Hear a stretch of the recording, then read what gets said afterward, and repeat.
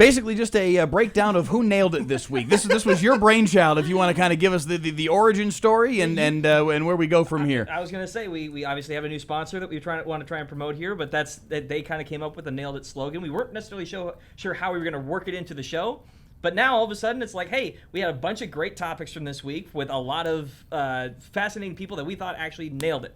So let's just start there, right, Michelle? Yeah, I think my nailed it moment of the week belongs to that guy, Skip Schumacher, for the decision to use an opener in Tyler Alexander before Kumar Rocker, the 26-year-old starter, actually went into the game. And what did that result in? A career best game out of the product out of Vanderbilt. 7 2/3 scoreless innings. Before that game, he had an ERA of 11.25 in the first innings of games. He was really rough to start games. Then he comes in after his offense spots him a 5-run lead, and he gives one of the best performances we've seen in a Rangers uniform from him. Excellent decision by Skip, and who knows? I don't think it's a bad idea if they use that one again. Yeah, run that one back. Yeah, let's do that. For sure. And the fact that he did it at Coors Field, Yeah. impressive. How about you, Kelly? When I told you guys that I wanted this guy to nail it, I said, I don't know his name, but the Spurs player who went to the bathroom in the middle of the game. Carter Bryant of the Carter Spurs. Bryant. It's right on the back of his jersey. He's a I should rookie. have known it. Yeah. I want him to nail it because I appreciate good hygiene, and man, did he wash his hands very, very well. Very, very important. Introducing PLG, sitting alongside Andrew Seeley at the big desk. Who nailed it for you this week? Both Modelo and Sam Sarver. Yes. There you go. You see it right here. Sam Sarver, after scoring the game-winning goal against the San Jose Earthquakes, he shotgunned a beer. That's right. A Modelo beer that a fan threw at him. And the next day, he put it on this Instagram, went to a gas station and got a bunch of Modelos. And now he wants to be a spokesman of Modelo. And then they sent him a shipment to his house, apartment. I don't know where he lives, but then he got a fridge full of beer there. So Modelo and Sam Sarver nailed it for me this week. Incredible celebration. Even more incredible that Modelo followed through. Yes. Yeah, proud of them. Yes. And shout out to Sam Sarver for joining us on the show earlier this week. That was a lot of fun to talk Absolutely. with him.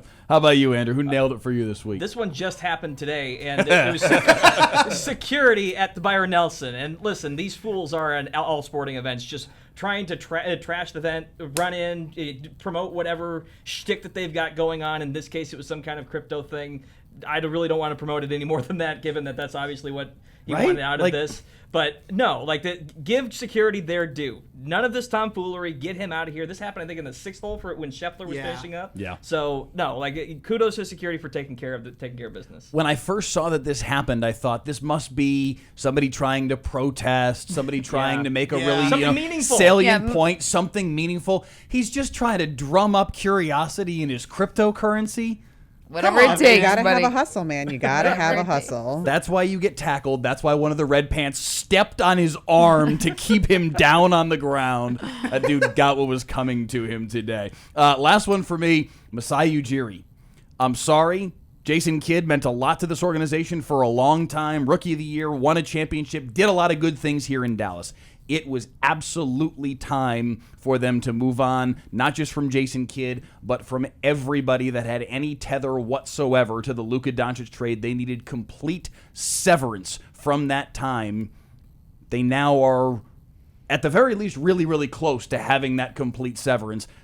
I know people want to complain about the owners. That part's not changing, so it's not really worth asking for. It's like asking Jerry Jones to hire a general manager. Or to put up curtains. Not happening. Or to put up curtains. Yes, thank you. Curtains, yeah. It's just not happening. So everything you can realistically hope for them to do to divorce themselves from that trade, they've basically now done. But I was going to say, I'll piggyback off on that. I want to give the owners credit for making the right moves since then. Like, again, if you want to say that they got taken for a ride by Nico and kind of brought into his power structure, that's part of this. They have done everything since then to hire the right people and put the right people in place, especially in this current iteration. Now Masai Ujiri and Mike Schmitz have to go prove it. Exactly. But I do like the hires for sure. Yeah. I know you guys gave your predictions for who's going to be the next head coach of the Mavericks. And if one of you gets it right, we can come back on another Nailed It segment and be like, I nailed it that week. I'd like to announce it's me.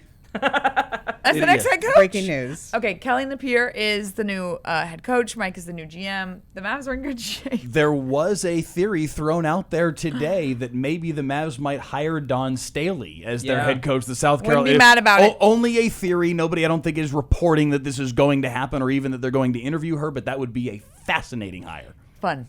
Yeah. It'll be very fun. And it's also about time. Like Becky Hammond was knocking on the door not too long Yes. ago, Yeah, and true. that she deserved a shot, proved her worth in the WNBA. Someone's going to have to be the first female Yeah. head coach in the NBA. Staley interviewed I was- for the Knicks job last summer. Exactly. It's been close, and why not? Yeah. Because she has absolutely proven it at the collegiate level. It'd be an awful lot of fun.